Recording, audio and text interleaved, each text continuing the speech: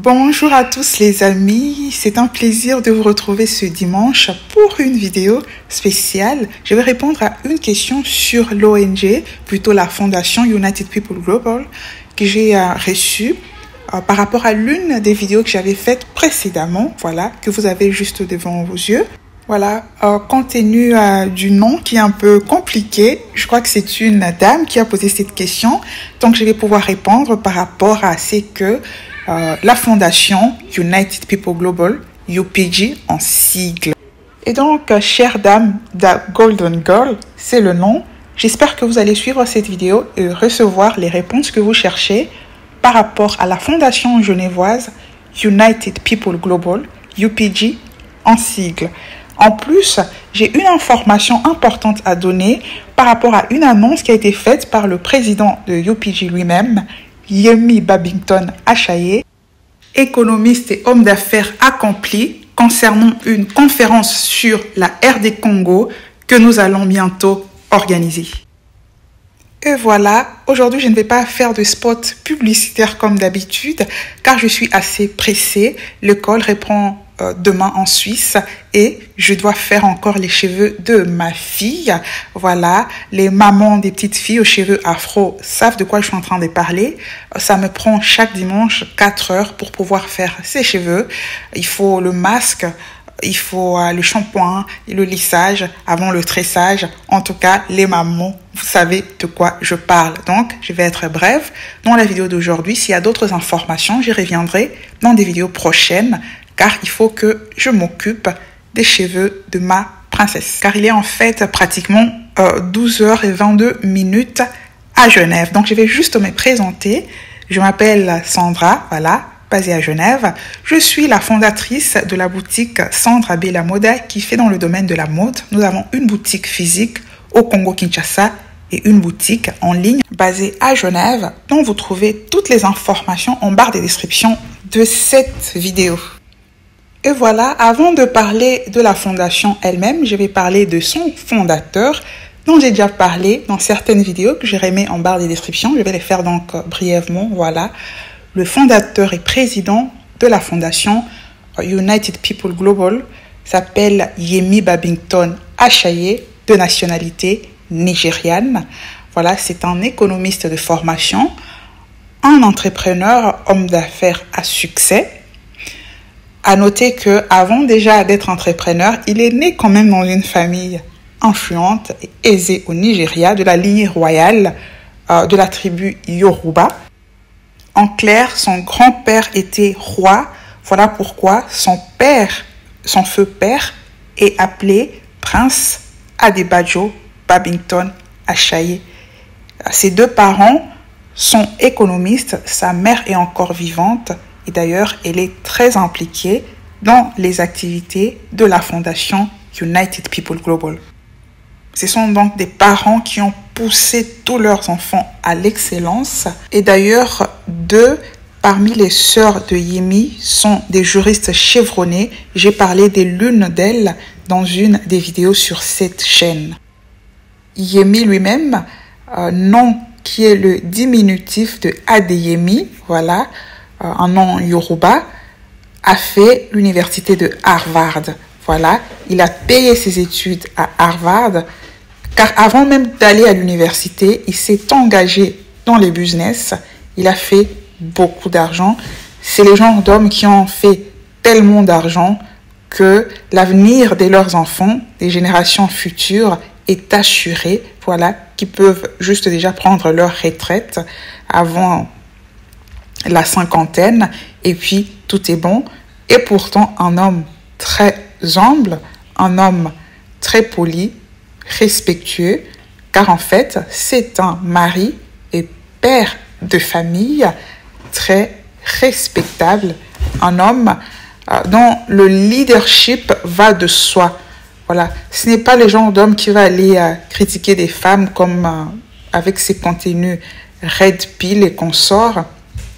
Ça, ce sont des hommes dont le leadership s'impose sans qu'il n'ait à le demander. Cela va de soi et ce sont des hommes qui sont heureux en ménage qui, au contraire, sont en train de travailler en coulisses, qui mettent en place des projets pour promouvoir les femmes sans se sentir menacées.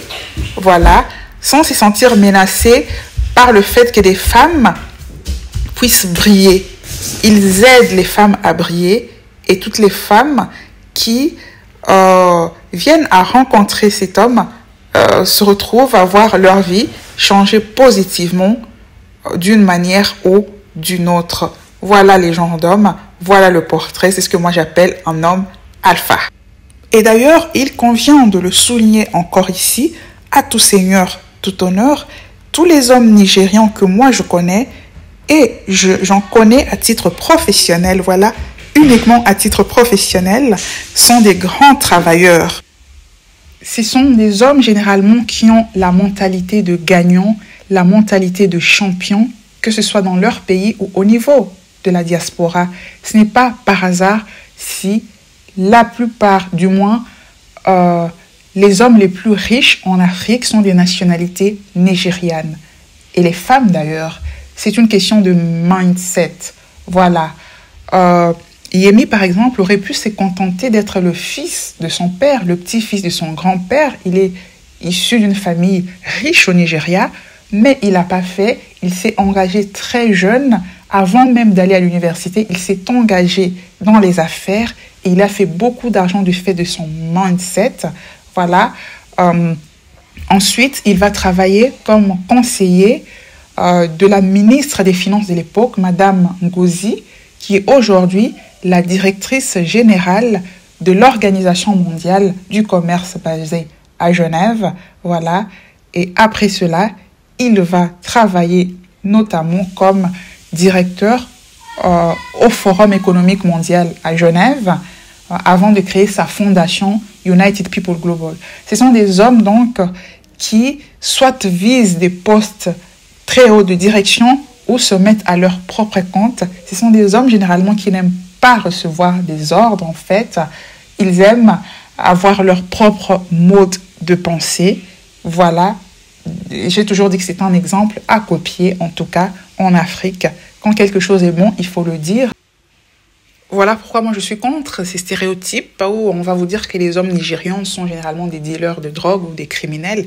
Personnellement, je ne connais aucun homme nigérian dealer de drogue ou criminel. Pourquoi? Parce que je ne prends pas de drogue simplement. Voilà pourquoi moi je demande toujours à ces personnes, si vous connaissez ces hommes nigérians dealers de drogue, c'est peut-être parce que vous fréquentez les milieux de la drogue que vous prenez vous-même de la drogue. Parce que moi, les hommes nigérians que je connais sont ingénieurs, ils sont médecins, ils sont économistes, parce que c'est des gens que je rencontre dans des cadres professionnels, notamment au niveau des conférences, donc des hommes respectables. Alors si vous rencontrez des criminels, des personnes à basse moralité, il vous revient, voilà, de vous questionner par rapport au milieu que vous fréquentez et à ce que vous êtes. Pareillement pour ceux-là qui vont vous dire que les femmes nigérianes sont dans la prostitution, moi je leur pose toujours la question de savoir pourquoi moi je ne connais pas des femmes nigérianes prostituées. Celles que je connais sont juristes, elles sont médecins, ce sont des femmes d'affaires. Si vous en connaissez qui sont des prostituées et que vous êtes une femme, peut-être que vous êtes vous-même dans la prostitution, ou si vous êtes un homme, parce que vous fréquentez des prostituées. Voilà, c'est ça les dangers avec les stéréotypes. Moi, je suis une personne qui ne juge jamais les gens sur base des stéréotypes. Voilà, basé sur le pays, la nationalité, la race. Je tire mes propres conclusions par rapport à une personne individuellement sur base des interactions personnelles que j'ai avec la personne. Voilà comment je fonctionne. Car en fait, ce qu'on oublie souvent, c'est que les stéréotypes sont... les gens jouissent de ces stéréotypes quand ils sont les auteurs des stéréotypes envers d'autres personnes. Mais quand on en devient soi-même victime, et là, on se rend compte que ce n'est pas aussi drôle. Car tout le monde, en fait, peut être victime des stéréotypes et ça fait mal quand on est victime soi-même des stéréotypes. La criminalité, la prostitution sont des faits sociaux que l'on retrouve au sein de tous les peuples. Voilà, donc aller catégoriser une certaine population sur base de ces stéréotypes négatifs généralement relèvent tout simplement de la méchanceté et de l'aigreur des personnes souvent envieuses. Voilà ce que moi j'ai remarqué par rapport à cette négativité, cette envie de vouloir toujours être dans la négativité pour essayer de mettre autrui à terre pour pouvoir se sentir supérieur. Les personnes qui sont bien dans leur peau élèvent les autres, disent du bien quand c'est évident qu'il y a du bien à dire des autres, parce que ce sont des personnes heureuses qui sont fiers de leurs propres accomplissements et ne se sentent pas menacés par le fait que les autres aient pris. Voilà. Voilà donc pour la présentation du fondateur et président de la fondation UPG. Et là, nous allons parler de la fondation elle-même. J'en avais déjà parlé et en fait, à l'époque, moi, je pensais que c'était une ONG parce que je dois vous avouer que moi, j'ai vécu à Genève depuis plusieurs années, mais j'ignorais l'existence même de la fondation UPG. J'ai découvert cette fondation par hasard l'année dernière, à la fin de l'année dernière, voilà. Et donc, lorsque j'avais fait les vidéos précédentes que je mets en barre des descriptions, moi, je pensais que c'était une ONG, mais en fait, c'est une fondation. Le régime juridique des fondations est différent des ONG car il est beaucoup plus strict déjà au niveau de la création de ces fondations. Toute personne peut créer une ONG à Genève, voilà, qui a un but social. Seulement pour créer une fondation, il faut déjà avoir les fonds car il faut un dépôt de 50 000 dollars, au moins 50 000 francs suisses, ça équivaut pratiquement aux dollars américains, pour créer une fondation, sans parler d'autres démarches administratives. Donc facilement, au moins 100 000 francs suisses pour créer une fondation qui est une structure sans but lucratif qui ne génère donc pas de revenus. Donc il faut avoir de l'argent pour créer une fondation en Suisse, ce qui signifie qu'on ne crée pas une fondation qui le veut, mais qui le peut. Voilà. Les caractères stricts se voient encore au niveau de la surveillance des fondations, qui est beaucoup plus rigoureuse, car là, il y a généralement beaucoup d'argent en jeu, alors que pour les ONG, les régimes juridiques de surveillance est moins rigoureux. Voilà. Et donc, la fondation, comme l'ONG, poursuit un but à caractère social, et le but poursuivi par voilà, la fondation UPG, c'est de pouvoir aider des personnes ordinaires qui accomplissent des actions à caractère social ayant un impact positif au sein de leur communauté. Voilà, et cela s'est fait généralement à travers des formations, mais aussi des aides financières quand cela est prévu. À ce titre, il y a deux grands programmes. Il y a d'abord le programme à travers lequel moi j'ai connu cette fondation, le programme Biashara, dont j'ai parlé dans différentes vidéos que je mets en barre des descriptions, qui forme des entrepreneurs et octroie aussi des financements à certains d'entre eux selon différents critères. Et d'ailleurs, je vous informe que depuis le 4 août, j'ai été certifiée comme entrepreneur du réseau United People Global.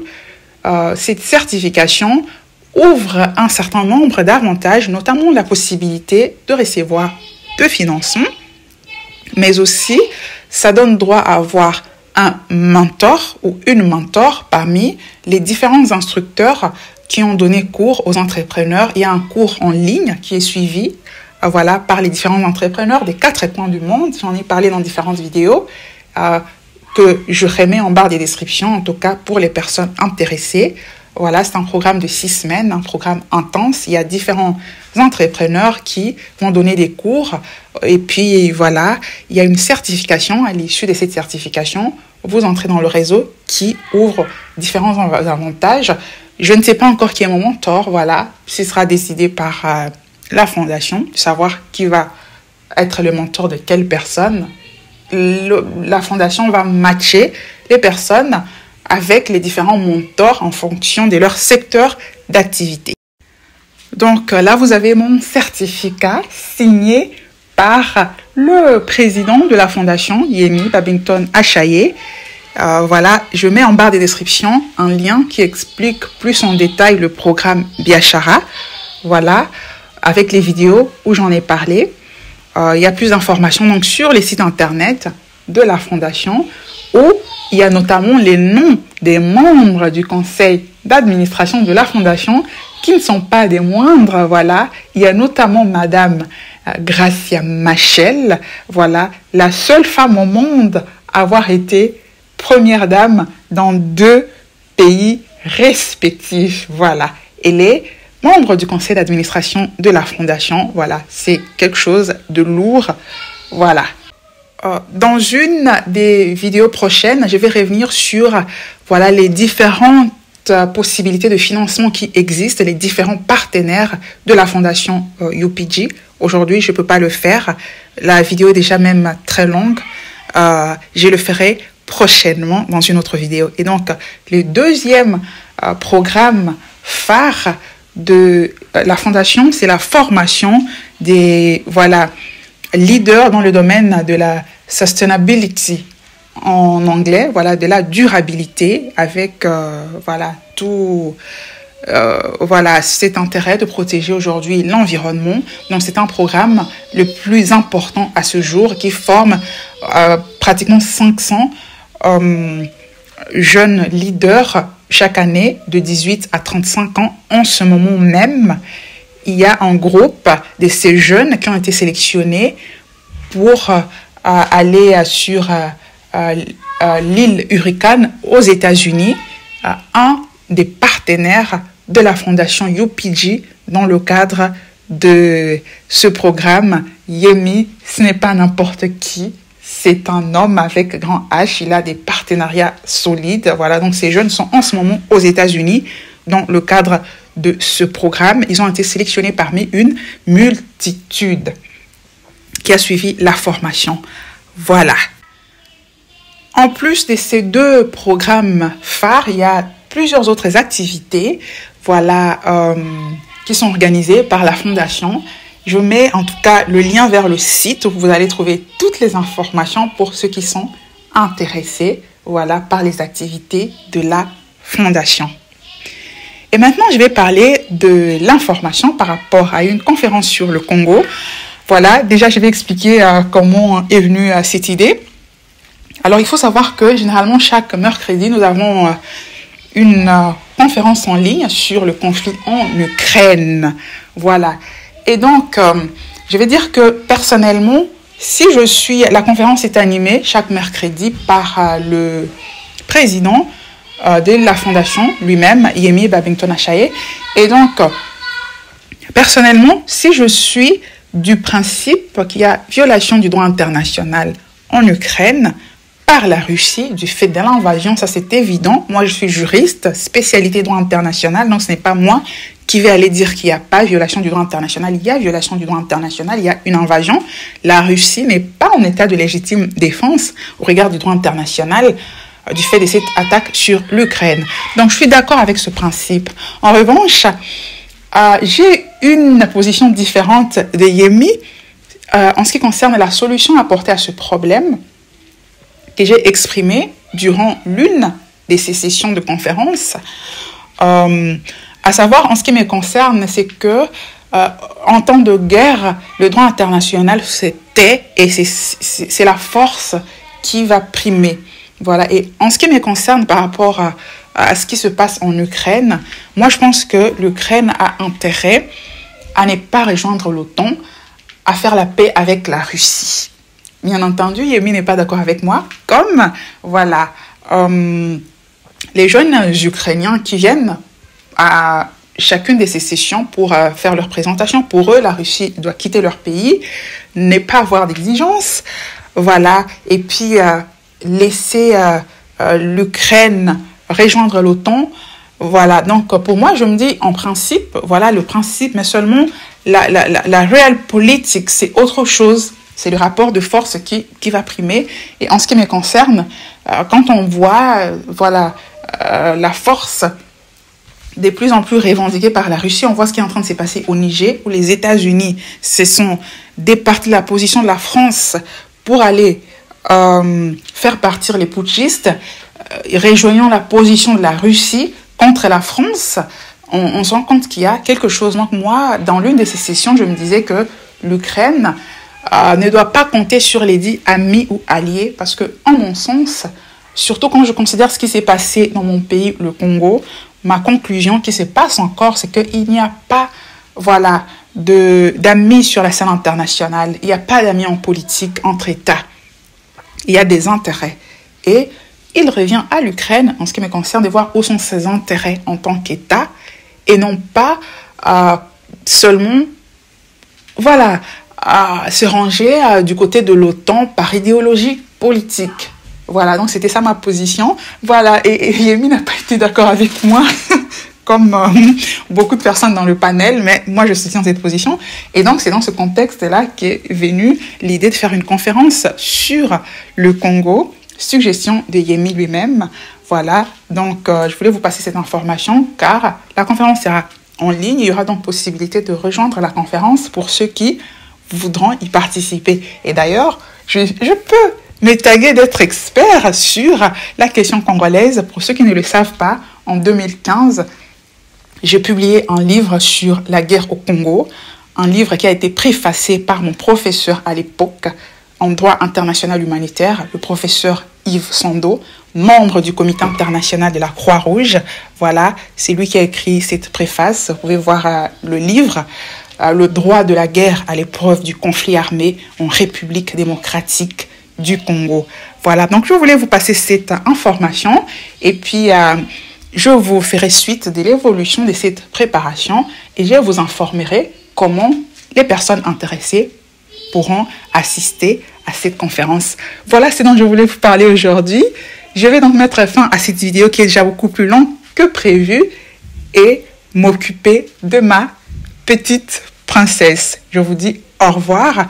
Je crois que je ferai une vidéo le dimanche prochain. Ou sinon, le dimanche suivant, on va rentrer dans le rythme d'une vidéo chaque dimanche car vous m'avez tellement manqué. Je vous dis au revoir. À bientôt.